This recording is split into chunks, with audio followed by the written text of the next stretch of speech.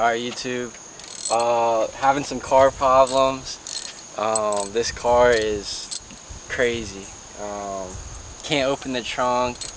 My doors somewhat work, and now my power is dead, so I can't even move the car. So I'm gonna try this method on the Facebook group, see if it works. If it works, I'll just show you guys what I did.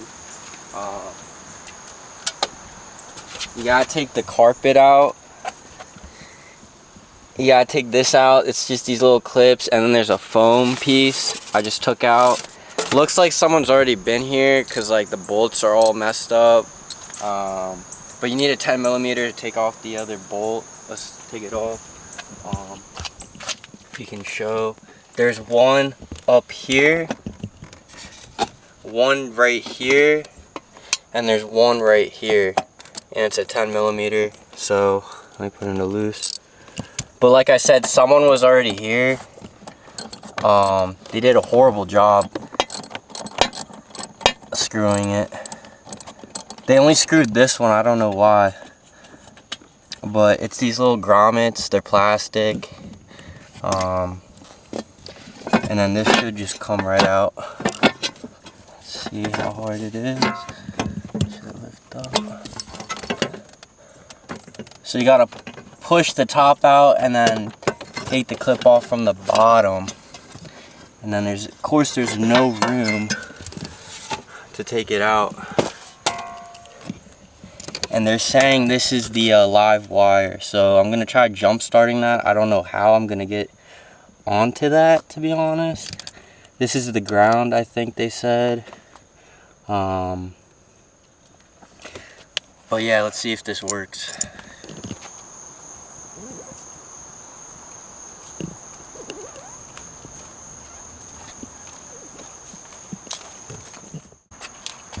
So this is what we're using, 1700 amps.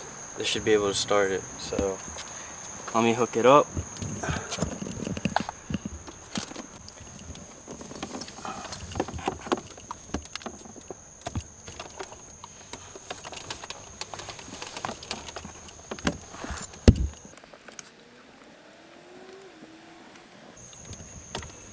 Oh my god, I don't think I can get it on.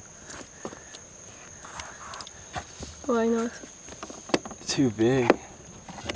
The clamps. So this is what I'm gonna use. The clamps on my Jumpstarter are too big, and I can't access the trunk. I don't want to break the trunk. It's already broken, and parts on this car are expensive. So we're gonna trickle charge it, see if it works. Hopefully it does, and I'll keep you guys updated.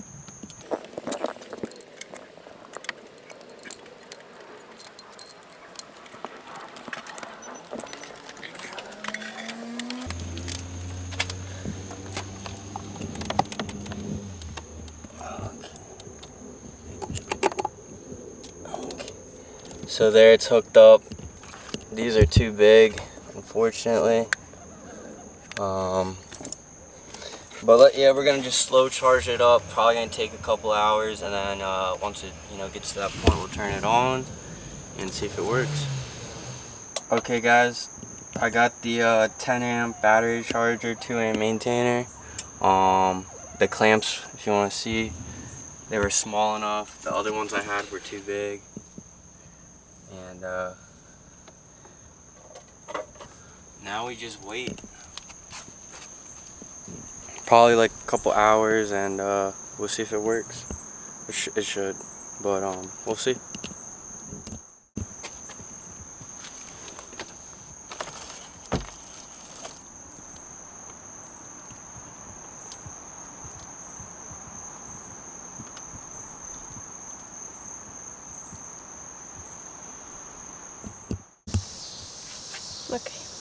Okay guys, bad news. Let it charge overnight, nothing happened. But I looked online on the video. Supposedly I might have put it on the wrong cable, so we're gonna try the other one, see if it charges up, and then we'll try again. So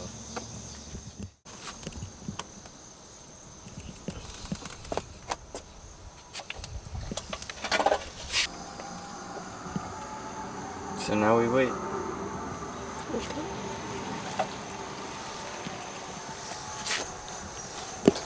Okay. Alright, YouTube. So this is what I did. I took off the panel. I'm gonna put it back on. But I took off this license plate cover to get to the this, and you're gonna push up. See how when I close it, when it locks, see how it's locked? That's what it's like when, you know, it's in the trunk. This is locked. You come over here and you gotta push this up, and that, you know, that will unlock the trunk.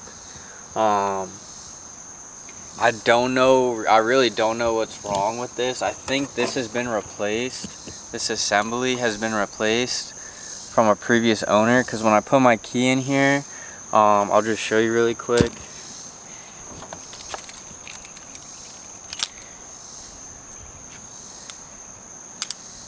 When I use the mechanical key, this one will work with the door on the front door, but when I put it into the key lock cylinder, nothing. Like, it doesn't fit. Try both ways, and this is me like really pushing in. It should just be pretty smooth. So I think the like I said, the lock cylinder has been replaced.